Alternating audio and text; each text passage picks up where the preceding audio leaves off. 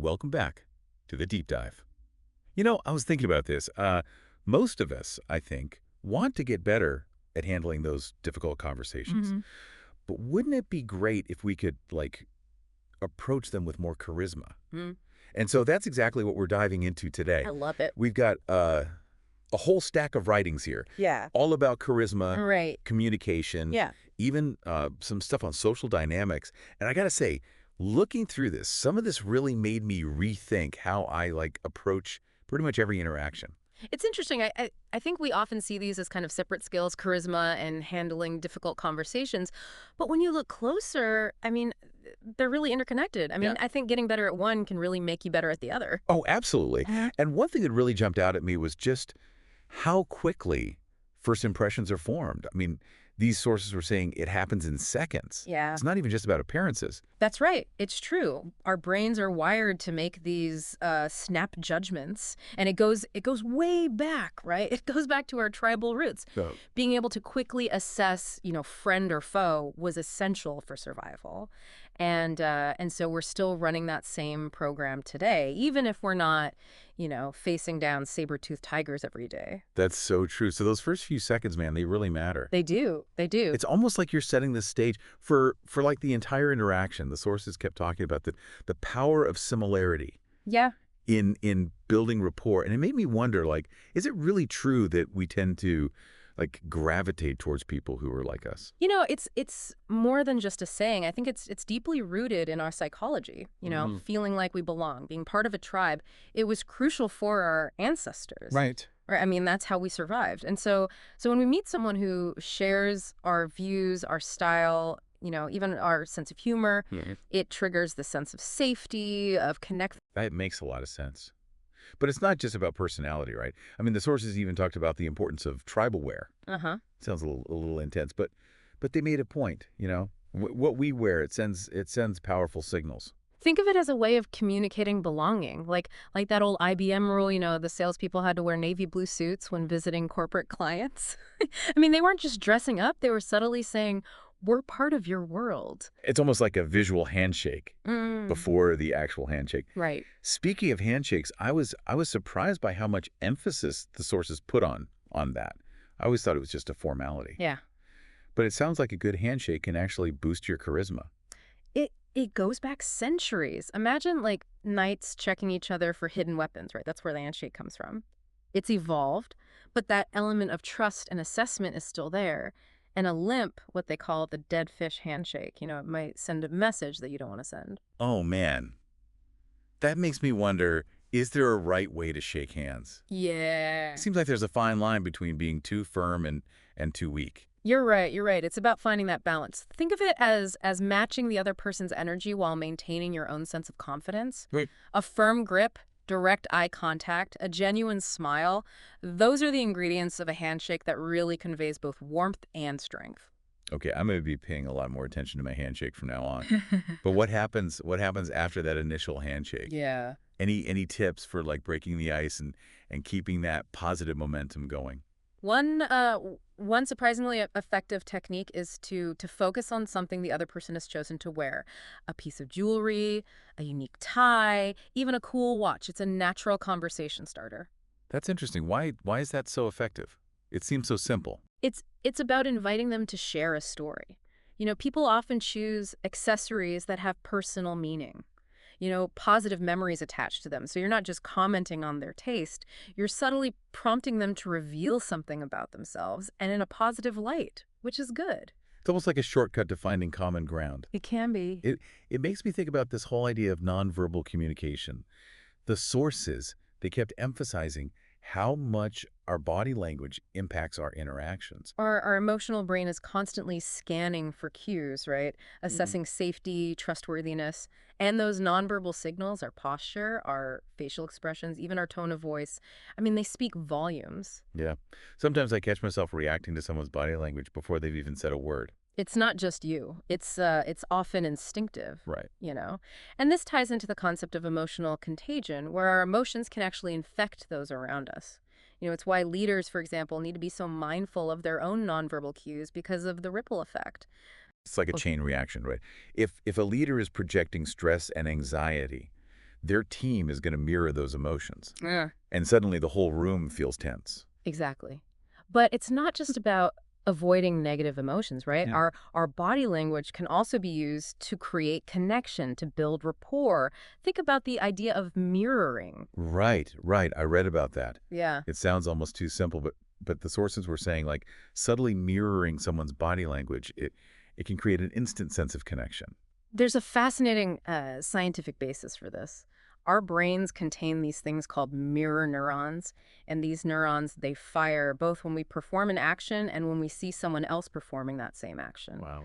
So when we mirror someone's posture, their gestures, even their tone of voice, it activates those mirror neurons in their brain, creating a sense of shared experience. Like you're speaking their language. Yeah.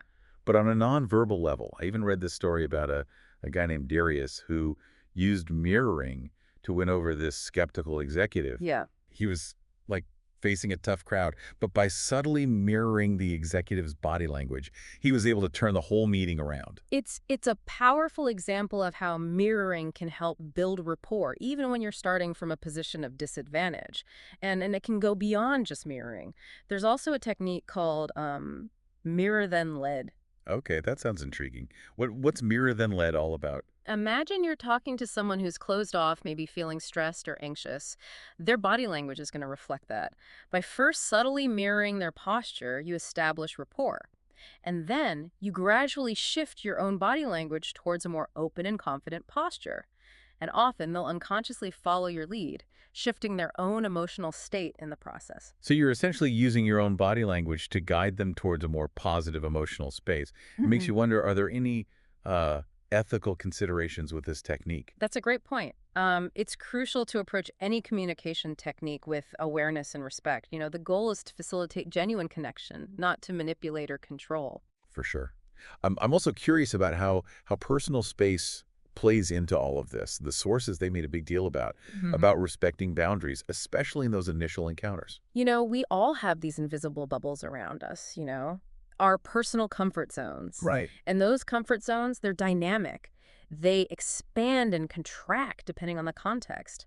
Think about how close you're willing to stand to someone in a crowded elevator versus a one-on-one conversation. It's like our brain is constantly assessing the level of threat. Right. Like if someone invades our personal space in a way that feels uncomfortable, it triggers a stress response. Yeah. And that doesn't exactly make for a charismatic interaction. Exactly. It's about being mindful of those subtle cues. Yeah. Reading the other person's body language and respecting their boundaries, and the same goes for seating arrangements.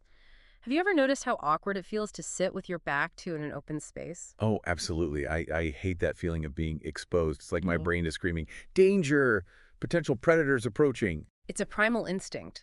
We feel most comfortable when we have a clear view of our surroundings, ideally with our backs protected. So if you're arranging a meeting or a social gathering, keep that in mind. It can subtly impact people's comfort levels, their willingness to engage. I'm making note of that. Those subtle environmental factors, they can really make a difference. And while we're on the topic of nonverbal communication, we can't forget about eye contact. Right. It seems like such a small thing, but the sources really stressed how powerful it can be. Eye contact is essential for establishing connection, building trust. Think about it. When someone avoids eye contact, it can make them seem, I don't know, shifty, untrustworthy. On the other hand, good eye contact conveys confidence, engagement, even intelligence. The anthropologist Helen Fisher, she even says that gazing into someone's eyes can trigger the release of dopamine, Wow. the feel-good hormone. So good eye contact literally makes people feel good. It's like a nonverbal way of saying, I see you, I value you. Yeah. But there's a fine line, right? I mean, too much eye contact can feel intense. Or even aggressive. Right. It's about finding that sweet spot. Right. The sources talked about the importance of having soft eyes, kind of a relaxed and engaged gaze that feels warm and inviting rather than like piercing or demanding. It's a subtle but important distinction. Soft eyes convey warmth and approachability, making the other person feel comfortable and at ease. Yeah.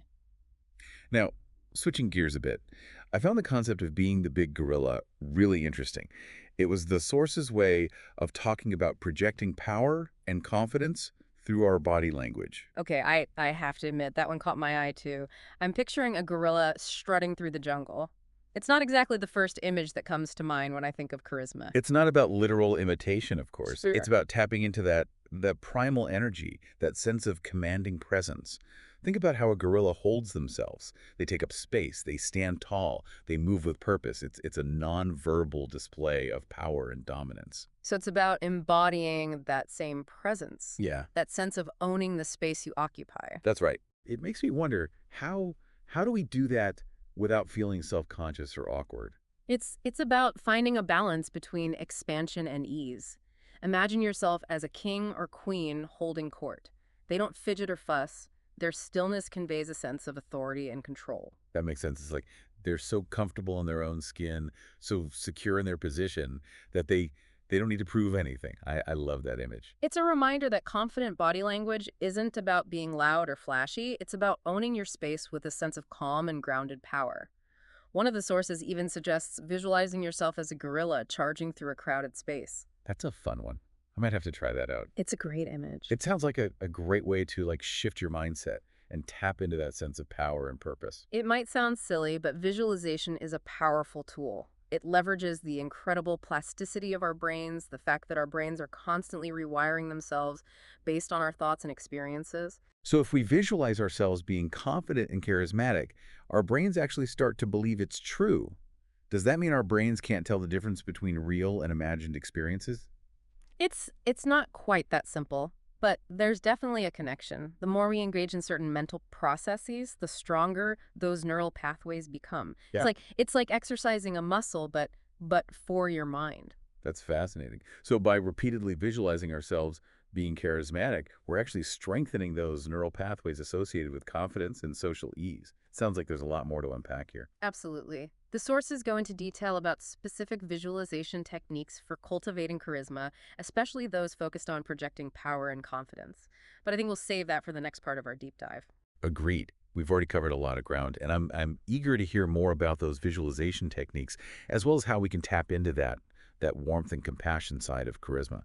All right, I'm ready to explore this, the warmth side of charisma. It seems like warmth is that magnetic quality that like draws people in, and I'm curious to know more about how it all works. You're right. I mean, warmth is a key ingredient in charisma. It fosters trust, likability, and even a willingness to help. I mean, think about the people you're most drawn to. Chances are they radiate warmth. That makes sense. When you feel like someone genuinely cares, it creates a sense of like safety and connection. But if we're being honest, accessing that warmth isn't always easy. The sources even mentioned that some people worry they're just like heartless, incapable of expressing warmth. It's a common fear. But the good news is that warmth is not like some fixed personality trait. It's a skill you can cultivate, just like any other. Okay. The sources, they outline this three-step process for accessing and expressing warmth: gratitude, goodwill, and self-compassion. Okay, I'm intrigued. Let's break it down. Tell me more about gratitude. How does feeling grateful translate into radiating warmth? Think of gratitude as a lens that shifts your focus. Instead of dwelling on what's missing, you're attuned to all the good things in your life. And that sense of abundance and joy, it naturally spills over into your interactions, creating a warmth that others can feel. I've definitely noticed that. Like when I'm feeling grateful, I'm more present and engaged with the people around me. It's like my heart is a little more open. Exactly, exactly. The sources even suggest this powerful visualization exercise for tapping into gratitude. Imagining your own funeral. Whoa, that took a dark turn. I'm not sure I'm ready to plan my funeral just yet. It's not about dwelling on the morbid aspects. The idea is to shift your perspective. Imagine your loved ones sharing stories about your life, right? What impact did you make? What would they remember most? It's a way of recognizing the preciousness of life and the people around you. Okay, I can see how that would spark a deep sense of gratitude and maybe even a little humility. It puts things into perspective. That perspective shift is key. It allows you to appreciate the good in your life, and that appreciation, it naturally radiates outward as warmth. All right, so gratitude sets the foundation. What about goodwill? What role does that play in cultivating warmth? Goodwill is about genuinely wanting the best for the other person. It's not just about being polite, it's about approaching interactions with a sincere desire to see them succeed and feel good. It's like you're on their team, rooting for them to win. Yeah. I can see how that kind of energy would be palpable. Do the sources give any examples of people who embody goodwill? They actually mentioned Bill Clinton as a master of this. People often describe feeling like they're the only person in the world when they're talking to him.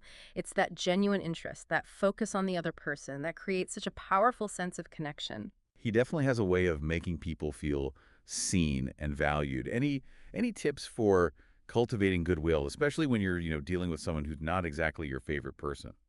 One visualization that I find incredibly effective is to imagine everyone with angel wings. Angel wings. That's an unexpected one.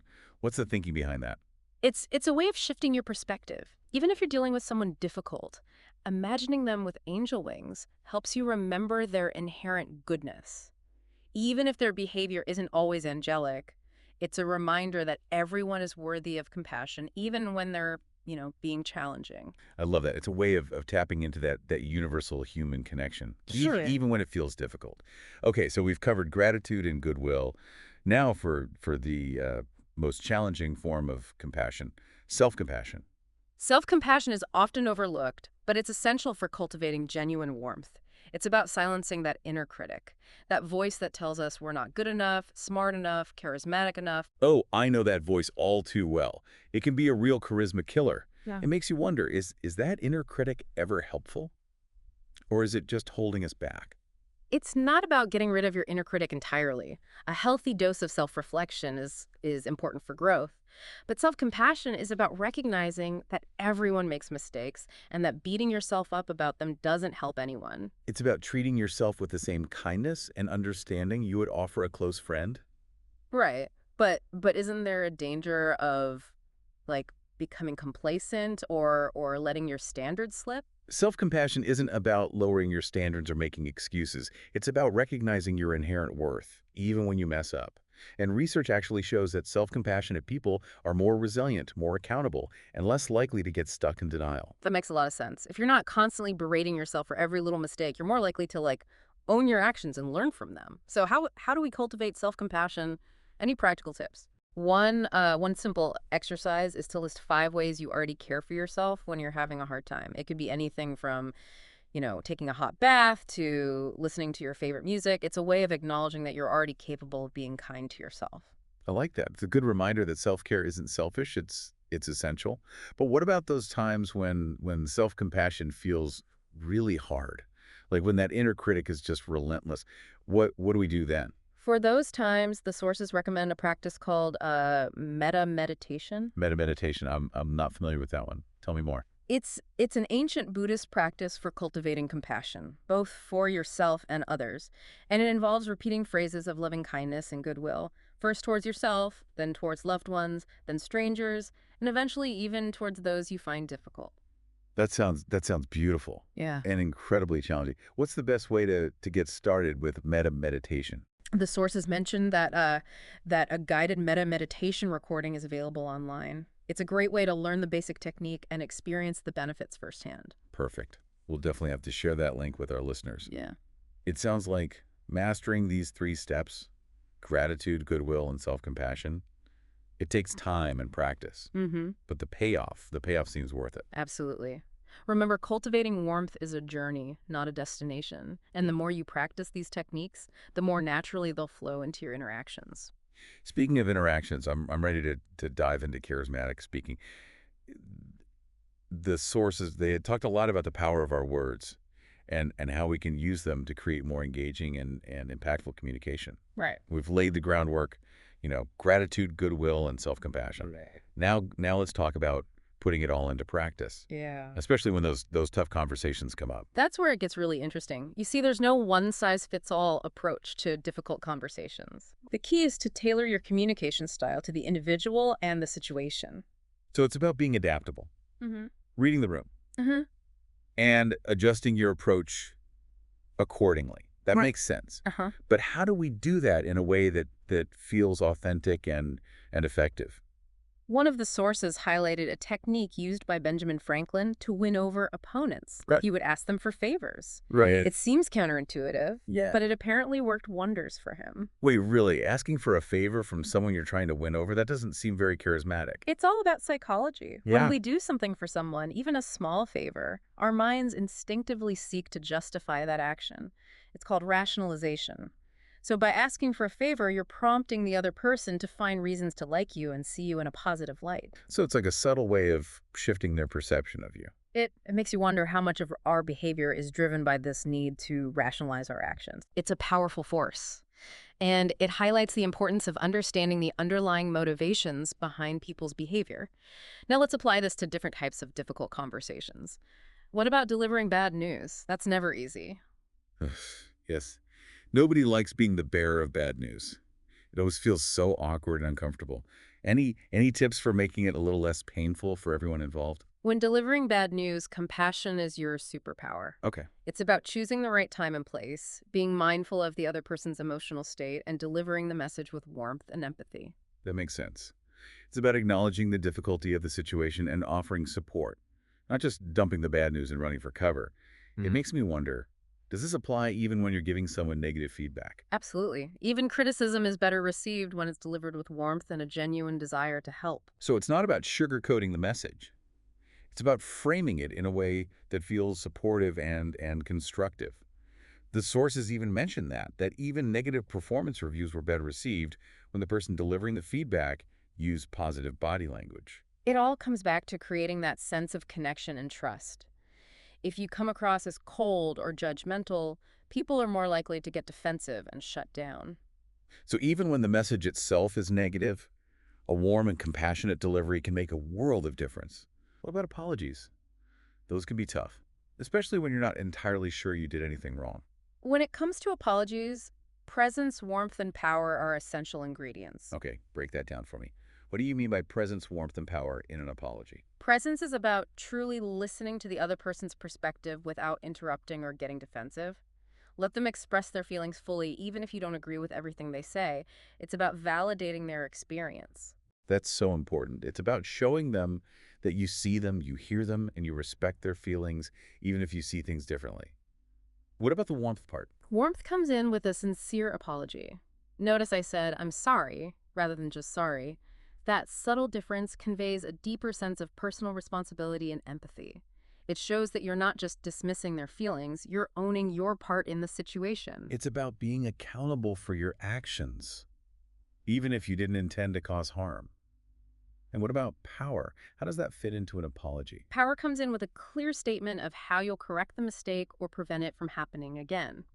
It's about taking concrete steps to make things right, not just offering empty words. So it's about showing them that you're not just sorry for what happened, you're committed to making things better in the future. That's a powerful message. It turns a negative experience into an opportunity for growth and positive change. It shows that you're taking the situation seriously and that you're committed to learning from your mistakes. This is also helpful. It makes me think about those conversations that happen over the phone or through email. Right. It seems harder to convey those subtle nonverbal cues when you're not face to face. That's true, but the principles still apply. It's about adapting the techniques to different communication mediums. So how do we project charisma over the phone? It seems like you're limited to just your voice. Your voice is a powerful tool. First and foremost, be mindful of timing. Always ask, "Is this a good time to talk?" before launching into your agenda. It shows respect for their time and ensures they're fully present for the conversation. That's a simple but important reminder. It's easy to get caught up in your own urgency and forget to consider the other person's availability. And pay attention to your surroundings. Minimize background noise and distractions. This allows you to focus fully on the conversation and conveys a sense of presence and respect. It's like creating a virtual space where you can connect with the other person without distractions. The sources also suggested a counterintuitive tip. Answer the phone in a crisp, professional tone, and then let the warmth and enthusiasm flow after you hear who's calling. Why? Why is that? It creates a delightful surprise. It's like, Yes. wow, they're genuinely happy to hear from me. That shift in tone conveys warmth and makes the other person feel valued. It's those little touches that can make a big difference. I'm going to start doing that. What about email? Any tips for making our emails more charismatic? Clarity and conciseness are key. People are inundated with emails, so get to the point quickly and make your message easy to digest. Nobody wants to wade through a wall of text just to figure out what you're asking. Exactly. And just like with in-person interactions, avoid negative associations. Keep your tone positive and focus on solutions, not problems. It's about framing things in a way that inspires hope and action, not negativity or despair. And before you hit send, ask yourself, what's the takeaway for the recipient? How will this email benefit them? It's about respecting their time and attention. This has been such a fascinating deep dive. It's made me realize that charisma isn't some magical quality that Okay. that some people have and others don't. It's a set of skills that we can all cultivate and develop with practice. Exactly. And it's not about manipulating people, it's about using your communication skills to create more positive and authentic connections. I love that. So what's the one thing you hope our listeners take away from this deep dive? I hope they'll remember that charisma is a journey, not a destination. And the more we practice these techniques, gratitude, goodwill, self compassion, mindful communication, the more naturally charismatic we'll become. And I think the idea of curating our mental diet is a powerful one. Mhm. Just like we choose what we eat and what we consume on social media, we can choose to feed our minds with positivity, gratitude, and compassion. That's a great point. Our internal state shapes how we show up in the world and ultimately how charismatic we are. So, dear listener, we encourage you to keep exploring these concepts and experimenting with the techniques we've discussed. Thank you for joining us on this deep dive into the fascinating world of charisma. We hope you join us next time for another insightful exploration.